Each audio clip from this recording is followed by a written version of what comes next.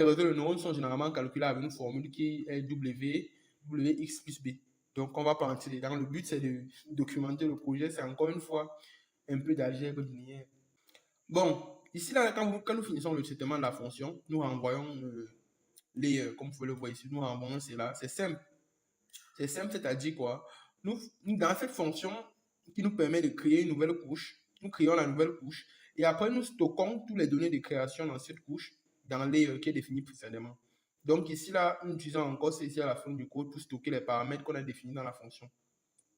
Donc, dans cette deuxième fonction, c'est un forward pass. On va voir ça comme la propagation avant. Donc, la barre propagation, on va dire quoi?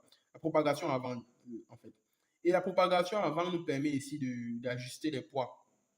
Ou bien nous permet ici de vérifier que le réseau de neurones s'entraîne bien, en fait. Donc, c'est un peu ça.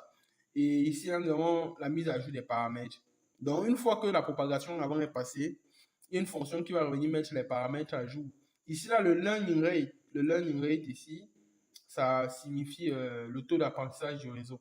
Donc, c'est le taux d'apprentissage du réseau de neurones. Donc, vous pouvez constater que quand la fonction de propagation avant passe, pour mettre les paramètres à jour, bien les nouveaux paramètres qui sont mis à jour, sont self, poids. Le poids est égal à quoi? Le poids moins on va dire quoi? Le nouveau poids est égal au poids moins la fonction d'activation fois la dérivée de la fonction qu'on utilisait ici au départ.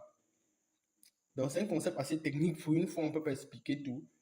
Donc, ici, c'est ça. Ici, c'est size. Ici, nous donnons à chaque fois aussi le nombre de neurones dans chaque couche. Donc, ici, là, c'est juste une fonction qui nous permet de donner cela. Ici, dans la fonction network, c'est ici que nous définissons vraiment le réseau proprement dit. Donc, c'est ici que le réseau est défini dans la plus grande partie du code. Ici, qu'est-ce qui se passe? C'est nous avons d'abord une première fonction qui est de créer un réseau de neurones. Donc ici, là, dans la fonction ci, nous avons créé les couches. Mais pour que les couches fonctionnent, on a besoin